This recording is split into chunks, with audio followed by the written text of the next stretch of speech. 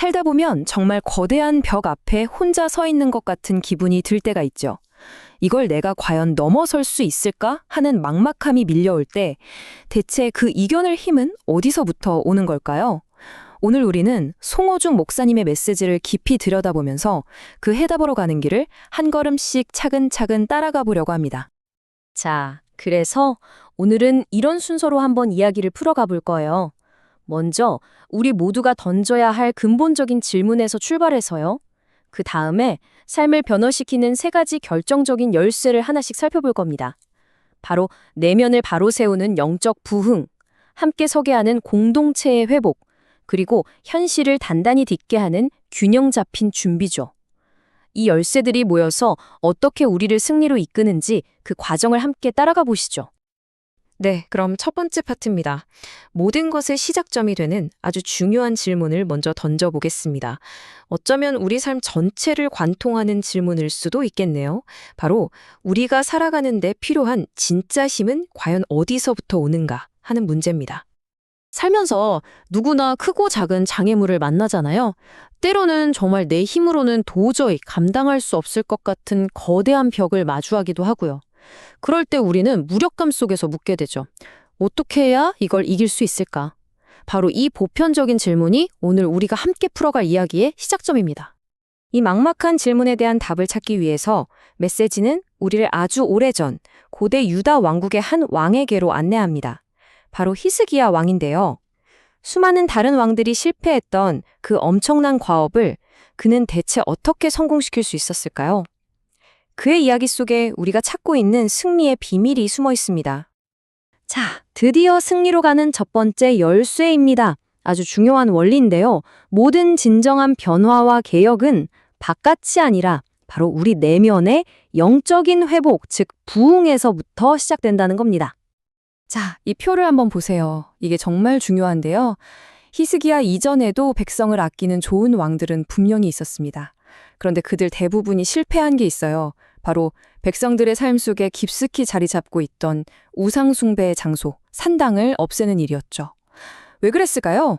그들은 문제의 현상에만 집중했기 때문이에요. 하지만 히스기야는 달랐습니다. 그는 문제의 뿌리, 즉 땅에 떨어진 하나님 말씀의 권위를 바로 세우고 무너진 예배를 회복하는 일부터 시작했습니다. 영적인 질서가 바로 서니까 수백 년 된 고질적인 문제가 해결되기 시작한 거죠. 이게 바로 성공한 왕의 결정적인 차이점이었습니다. 바로 이 지점에서 송호준 목사님의 메시지가 핵심을 정확히 짚어줍니다. 말씀을 회복하고 예배를 회복할 때 당신의 삶에 개혁이 시작됩니다. 그러니까 삶의 진짜 변화는요, 다른 어떤 행동 이전에 내면의 영적인 질서를 바로 세우는 것에서부터 출발한다는 아주 강력하고도 중요한 원리를 말해주는 거죠. 아니, 그러면 영적 부흥, 말은 참 좋은데 대체 어떻게 하는 걸까요? 메시지는 아주 구체적인 네 가지 단계를 제시합니다. 첫째는 머리로만 알던 복음이 내 가슴을 다시 뛰게 하는 감격으로 회복되는 것이고요. 둘째는 하나님 앞에 정직하게 나아가 내 연약함을 고백하는 겁니다. 셋째는 의무감으로 드리는 예배가 아니라 정말 기쁨과 감사가 넘치는 예배를 회복하는 거죠. 그리고 마지막 네 번째, 이게 어쩌면 가장 중요할 수 있는데요. 교회 안에서 받은 그 뜨거운 은혜와 감격이 내 삶의 자리, 그러니까 가정과 직장까지 흘러넘치게 하는 겁니다. 이렇게 시작된 영적 부흥의 힘이 얼마나 대단했는지 보여주는 정말 드라마틱한 사건이 있었습니다. 히스기야가 6월절 절기를 회복해서 축제를 열었는데요. 백성들이 받은 은혜와 기쁨이 너무너무 커서 원래 정해진 일주일로는 도저히 안 되겠던 거예요.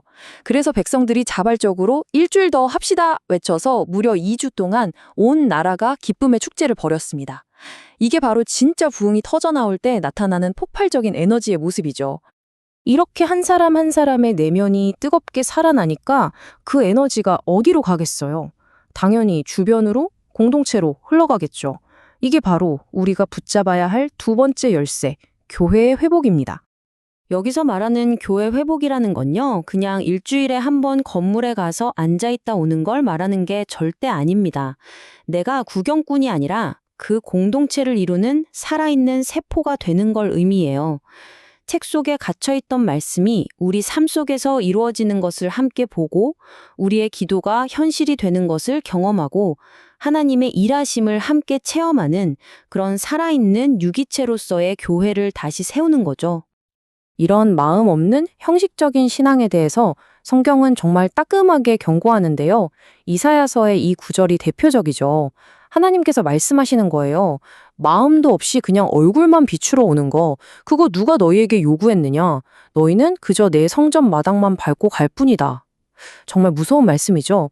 우리가 회복해야 할 공동체는 이런 모습이 아니라는 걸 극명하게 보여줍니다.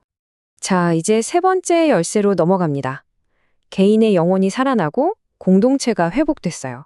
그럼 이제 다 된 걸까요? 아닙니다. 그 영적인 힘을 가지고 이 현실 세계를 어떻게 살아낼 것인가? 바로 균형 잡힌 준비에 대한 이야기입니다. 이 균형이라는 단어가 정말 핵심이에요. 많은 분들이 영적인 것과 현실적인 것을 자꾸 따로 떼어놓고 생각하는 경향이 있잖아요. 하지만 메시지는 분명히 말합니다. 이 둘은 분리된 것이 아니라 우리 삶을 지탱하는 두 개의 단단한 기둥과 같다고요. 예배를 통해 영적인 힘을 얻었다면 동시에 내 건강을 챙기고 내 분야의 전문성을 더 날카롭게 갈고 닦는 것. 이 두 가지가 함께 갈 때 우리는 비로소 단단해질 수 있습니다. 다시 히스기야 왕 이야기로 돌아가 보면 이 원리가 정말 선명하게 드러나요. 그는 영적 개혁을 이루고 나서 이제 하나님이 다 알아서 해주시겠지 하면서 기도만 하고 있지 않았습니다. 오히려 그 영적 부흥으로 얻은 힘과 확신을 가지고 곧바로 군대를 재정비하고 무너진 성벽을 다시 쌓고 전쟁에 대비해서 수원까지 확보하는 아주 구체적이고 현실적인 준비에 착수했죠. 영적인 힘이 어떻게 현실적인 능력으로 이어지는지 보여주는 완벽한 예시입니다. 사실 이렇게 균형 잡힌 성장의 최고봉, 가장 완벽한 모델은 바로 예수님의 모습에서 찾을 수 있습니다. 성경은 예수님께서 지혜, 즉 지적인 면과 키, 즉 신체적인 면, 그리고 하나님과 사람에게, 즉 영적인 관계와 사회적인 관계, 이 네 가지 영역 모두에서 조화롭게 성장하셨다고 기록하고 있어요.